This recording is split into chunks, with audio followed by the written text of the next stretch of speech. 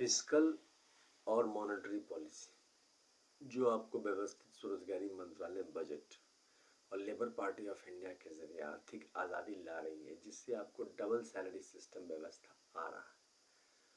उस सेशन में आपका स्वागत है। ये आपका 8वां सेशन है और यह आपको एक्सप्लेन करता है कि जो फिस्कल पॉलिसी है वह एक आधुनिक नीति है सरकार की, जिसके जरिए सबसे पहले तो आपको एक क्रेडिट प्रदान किया जा रहा है कि आप इतना कमाते हैं, और दूसरा आपसे 56 आवर काम लिया जा रहा है। और इसके बाद according to qualification age gender ability जो पर डे हुआ 1 घंटा 8 मिनट का। इसके बाद आप फ्री हैं, 8 घंटा अपना प्राइवेट सेक्टर में काम कर सकते हैं।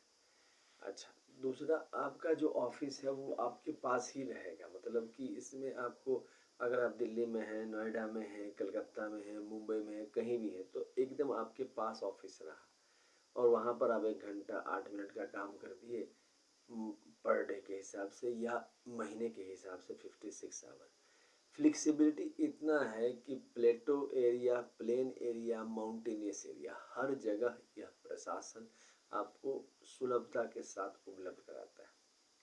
यहाँ पर हम लोग जो है फिस्कल पॉलिसी इसलिए डिस्कस कर रहे हैं क्योंकि जितना हम लोग सेल्फ एम्प्लॉयमेंट के जरिए टैक्स देते हैं, जैसे हम लोग एनुअल बजट और रेलवे बजट का पैसे का व्यवस्था करते हैं। देखिए लगभग 1860 में बजट व्यवस्था चालू की गई भारत में और अंग्रेजों द्वारा किया गया, क्योंकि बार बार खर्चे का जो आदान प्रदान था उसको व्यवस्थित ढंग से किया गया।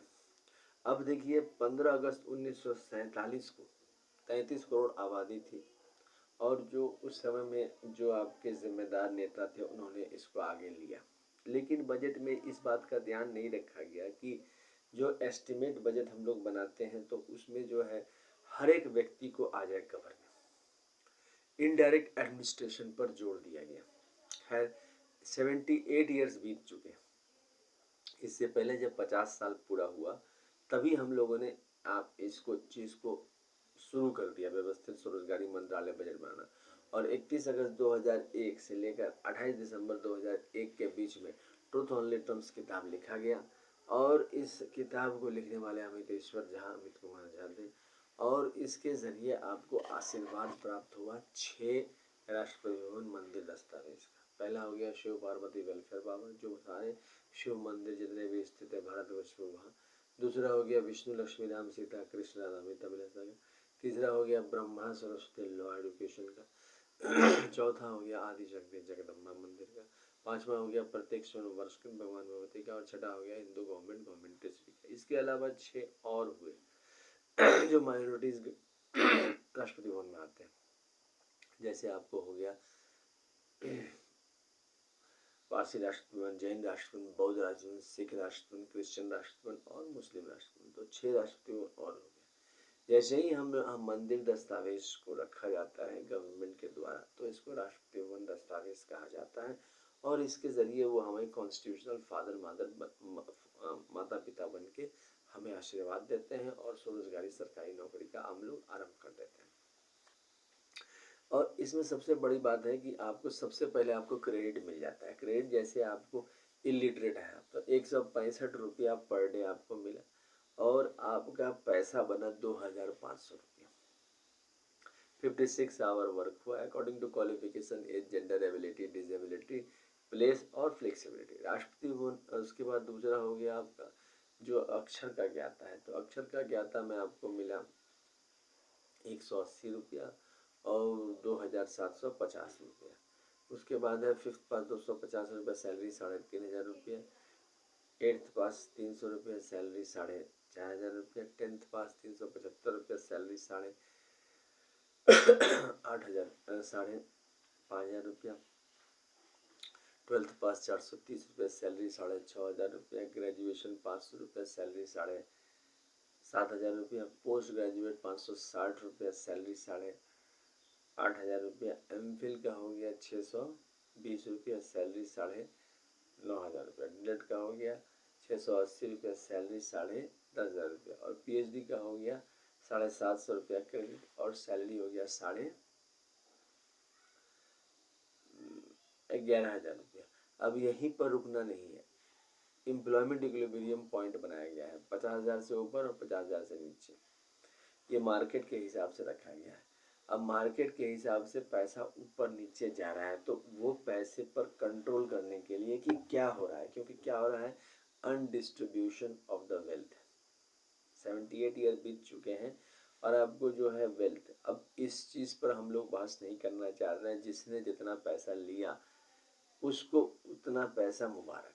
अब हमें क्या करना है कि जो हमारा है उसमें बाइफरकेट कर देना है कि 50,000 से ऊपर भारत भर में सिर्फ 30% लोग हैं जो आपको कमा रहे हैं प्रति महीना, जिसमें से 50% सरकारी हो गए और 50% आपके गवर्नमेंट के हो गए, मतलब कि प्राइवेट के हो गए। रेस्ट 70% जो हैं 50,000 से नीचे कमा रहे हैं। इसी में बिलो पॉवर्टी लाइन रिलेटेड सब आ जाते हैं। अब हमें संवैधानिक रूप से व्यवस्थित स्वरोजगारी मंत्रालय बजट विश्वविद्यालय बनाया गया है। अब इसमें क्या है कि आपको एडमिशन आपको इमीडिएट हो जाएगा।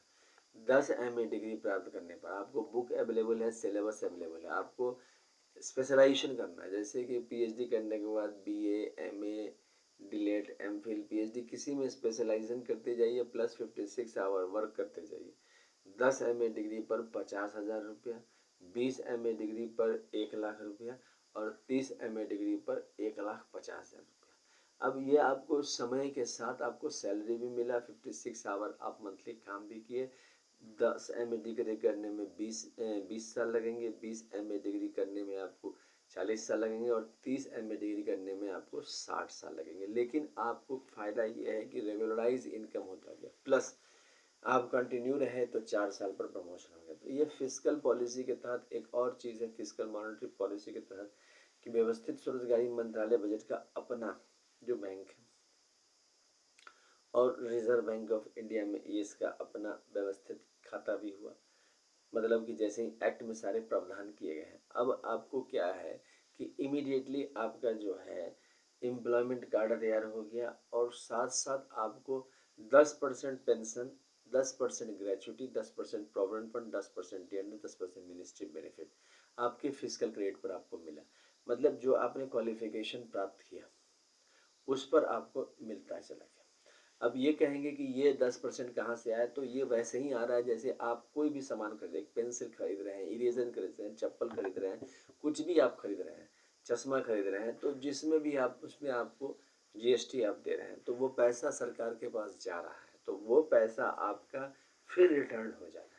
तो ये सर्कुलर फ्लो ऑफ इनकम आपका चलता रहेगा। दूसरा आपका एनुअल बजट, रेलवे बजट में आपको जो है पैसा जा रहा है, तो वहाँ भी आपको जैसे उनको आ रहा है वैसे आपको भी आया। अच्छा, ये दुर्ग हो गया था कि सरकार में अगर आपको गवर्नमेंट जॉब नहीं हुआ तो आप वहाँ से पैसा लेना मुश्किल था। अब क्या है कि सीधा मंत्रालय संपर्क, सीधा बजट संपर्क हो गया, तो इसके ज़रिए। अच्छा, इसके अलावा ये किताब है ट्रूथ ओनली टर्म्स, इसमें सारी बातें लिखी गई है। ये 651 रुपये किताब है, डिस्काउंट अवेलेबल है। अमितेश्वर झा, अमित कुमार झा द्वारा लिखा गया है। 28 दिसंबर को आर्थिक आज़ादी दिवस मनाया जाता है। ओम नमः शिवाय पब्लिकेशन प्रेस द्वारा यह किताब छापा गया है। अच्छा, हेड ऑफिस हो गया Amiteshwar Jha, Amit Kumar Jha, Shardapur, Lohna road, Darbhanga, Bihar, India. Pin code 847407। Mobile number, WhatsApp number, OSMB office number from India 6397360717 और ईमेल एड्रेस हो गया OSEMBoffice2001@gmail.com। दूसरा हो गया labour party of India office 2001@gmail.com। तीसरा हो गया ओम नमः शिवाय पब्लिकेशन ऑफिस@gmail.com। अब इसके ज़रिए आप इस किताब को खरीद सकते हैं, कनेक्ट कर सकते हैं, वार्तालाप कर सकते हैं और जो भी आपको सही लगे वो आप कर सकते हैं। अच्छा, शारदापुर महातीर्थ है, organise self employment ministry budget का। इसके अलावा इसी का 6 भाग में यूनाइटेड किताब है। इसकी कीमत है, यूनाइटेड ट्रूथ ओनली टर्म्स है, इसका कीमत है 2,551 रुपया। फ्लेक्सिबल है, आप जो है डिस्काउंट के ज़रिए इसको खरीद सकते हैं और साथ साथ ये आपको एक्सप्लेन करता है fiscal policy, monetary policy, constitutional validity policy, educational certificate policy, ये सारे पॉलिसीज प्लस हम लोग जो है आपको प्राइवेट सेक्टर के तरफ रखते हैं। मतलब आपका काम 1 घंटा 8 मिनट का हुआ, बाकी आप अपना 8 घंटा प्राइवेट सेक्टर में काम कर सकते हैं, मतलब कहीं कोई प्रॉब्लम नहीं। अच्छा, काम का भी तरीका सिर्फ वैसा ही है जैसा आपकी ज़रूरत के हिसाब से। अच्छा, जो मंदिर डॉक्यूमेंट्स इसमें जमा किए जाते हैं उसी से फिर कॉन्स्टिट्यूशनल फादर मदर बनाए जाते हैं। तो जो 6 राष्ट्रपति बन के कॉन्स्टिट्यूशनल फादर मदर जो है इस प्रकार से हैं, और लगातार मतलब कि जैसे जैसे मंदिर जुड़ते चले जाते हैं लाइन में, वैसे वैसे होते चले जाते हैं कॉन्स्टिट्यूशन। तो आपके हो गए अमितेश्वर ज्योतिर्मंदिर शारदापुर बिहार, दूसरा हो गया अमित ज्योतिर्मंदिर शारदापुर बिहार, तीसरा हो गया विश्वनाथ ज्योतिर्मंदिर काशी उत्तर प्रदेश, उसके बाद हो गया महाकाल ज्योतिर्मंदिर, सोमनाथ ज्योतिर्मंदिर, मल्लिकार्जुन ज्योतिर्मंदिर, ओंकार ज्योतिर्मंदिर, केदारनाथ ज्योतिर्मंदिर, भीमशंकर ज्योतिर्मंदिर, त्र्यंबकेश्वर ज्योतिर्मंदिर, बैद्यनाथ ज्योतिर्मंदिर, नागेश्वर ज्योतिर्मंदिर, रामेश्वर ज्योतिर्मंदिर, दुष्मेषम Jyotirmandir, Amarnath Jyotirmandir, Amit Jyotirmandir, welfare power Jyotirmandir, truth on literal Jyotirmandir. क्योंकि हमारा काम है जिम्मेदारी का काम। हम लोग जो डॉक्यूमेंट्स बनाते हैं सेल्फ एम्प्लॉयमेंट गवर्नमेंट में, वो आपको आजन्म आपको साथ देता है, प्लस आप प्राइवेट सेक्टर में काम करते रहते हैं। तो आपका दूसरा हो गया विष्णु लक्ष्मी मंदिर शारदापुर बिहार, अमित अभिलाषा विष्णु लक्ष्मी मंदिर शारदापुर बिहार, तीसरा हो गया राम सीता अयोध्या मंदिर, उसके बाद कृष्ण राधा मथुरा द्वारका मंदिर, बद्रीनाथ मंदिर, जगन्नाथ सुभद्रा बलवंत मंदिर, तिरुपति बालाजी मंदिर, पद्मनाभ मंदिर, लाइन मणि मंदिर, विष्णु लक्ष्मी मंदिर। राष्ट्रपति भवन नंबर 3 में हो गया ब्रह्मा सरस्वती मंदिर, ISBN number 81901864। Rashtrapati Bhavan number 4 हो गया आदिशक्ति जगदम्बा मंदिर, अमृतेश्वरी आदिशक्ति जगदम्बा मंदिर। उसके बाद हो गया अभिलाष काली मंदिर शारदापुर बिहार, अभिलाषा लक्ष्मी मंदिर Shardapur Bihar, truth on literal Saraswati मंदिर शारदापुर बिहार, चामुंडा मंदिर, शारदा मंदिर, छिन्नमस्तिका मंदिर, दुर्गा मंदिर, पटन देवी मंदिर, काली मंदिर, महालक्ष्मी मंदिर, वैष्णो मंदिर, कामाख्या मंदिर, दक्षिण कालिका मंदिर और फैमिली मंदिर। राष्ट्रपति भवन नंबर 6 में हो गया वर्षकृत मंदिर, टू सेवियर सूर्य चंद्रमा नवग्रह धनवंतरी कुबेर दशो देखभाल विश्वकर्मा चित्र सनकादि सप्तऋषि। राष्ट्रपति भवन नंबर 6 में government parliament RBI supreme court bureaucracy army police secretariat university press time husband time सबका मंदिर। तो इस प्रकार से 6 मंदिर और राष्ट्रीय संवैधानिक माता पिता हो गए। और इसके अलावा आपको 6 माइनॉरिटीज के पारसी जैन बौद्ध सिख मुस्लिम क्रिश्चियन, ये सब भी मंदिर के हिसाब से आपके माता पिता संवैधानिक रूप से वहाँ विराजमान रहेंगे। इस प्रकार से ये फिजिकल पॉलिसी और मॉनेटरी पॉलिसी कॉन्स्टिट्यूशनल पॉलिसी आपको सेल्फ एम्प्लॉयमेंट की ओर ले जाता है, जिसमें आप प्राइवेट सेक्टर के साथ जुड़े रहते हैं। जैसे भारतवर्ष और विश्व में 95% जो है आपको कैपिटलिज्म हो चुका है, मगर 70% वर्ल्ड के इकोनॉमी के पास कैपिटल है ही नहीं। हम कैपिटल के तरफ बढ़ रहे हैं लेकिन पेट्रोल ही नहीं है, तो फिर आप समझिए कैसे कैपिटलिस्ट हैं हम लोग। अब ऐसी अवस्था में यहाँ पर हम लोग पेट्रोल का जुगाड़ करते हैं मगर प्रशासन के जरिए, और उसमें फिर जिम्मेदारी भी लेते हैं। 56 आवर वर्क प्रत्येक का आम से लिया जाता है। 5 करोड़ से ऊपर ब्रांचेस बनाए गए हैं व्यवस्थित स्वरोजगारी मंत्रालय बजट अधिनियम पारित होने के बाद। इस चीज़ का ध्यान है। तो physical policy, monetary policy, constitutional validity policy, educational certificate policy, इन सब चीज़ों पर विशेष ध्यान रखा जाता है। Labour party of India fist of the hand के साथ निरंतर काम कर रही है 24 साल से। व्यवस्थित स्वरोजगारी मंत्रालय बजट निरंतर इस चीज़ को ध्यान में रखी है कि कैसे 150 करोड़ व्यक्ति को फिजिकल पॉलिसी और मॉनेटरी पॉलिसी का लाभ दिया जाए सेल्फ एम्प्लॉयमेंट गवर्नमेंट के जरिए। तो इस विश्वास और ट्रस्ट पर आप विश्वास करके अमितेश्वर झा, अमित कुमार झा की विचारधारा को अपनाएं। अमितेश्वरवाद, अमितवाद, व्यवस्थित स्वरोजगारी मंत्रालयवाद और Labour party of India fist of the hand को वोट दें। इसके अलावा व्यवस्थित स्वरोजगारी मंत्रालय बजट के हमारे 1700 से ऊपर चैनल है, तो उसको सब्सक्राइब करें, शेयर करें, लाइक करें। जितना ज़्यादा आप सब्सक्राइब, ये समझिए जितना ज़्यादा आपने वोट दिया, और जितना ज़्यादा आपने वोट दिया उतना ज़्यादा जो है इस चीज़ को पावरफुली पार्लियामेंट ऑफ इंडिया और विधानसभा में लिया जाएगा। और वैसे ही जैसे आपके विचारधारा एकदम से वहाँ तक पहुँच जाता है। ये समझिए कि मिनिमम डायरेक्ट मिनिस्ट्री और डायरेक्ट बजट कनेक्शन से 2500 रुपया और मैक्सिमम 1.5 लाख तक संवैधानिक आमदनी आपको सिर्फ 1 घंटा 8 मिनट का काम से आपको आ जा रहा है। तो ये प्लस आप जो प्राइवेट सेक्टर में कर रहे हैं वो तो कर ही रहे हैं अपने कर्म के हिसाब से। ये आपको लेबर पार्टी ऑफ इंडिया व्यवस्थित स्वरोजगारी मंत्रालय बजट के जरिए आ रही है। तो इस चैनल को सब्सक्राइब करें, शेयर करें, लाइक करें और ज़्यादा से ज़्यादा सब्सक्राइब करें और कमेंट भी करें, जिससे कि आपको पता चलेगा कि व्यवस्थित स्वरोजगारी मंत्रालय बजट अधिनियम एक्ट कितना फास्ट बनेगा। धन्यवाद।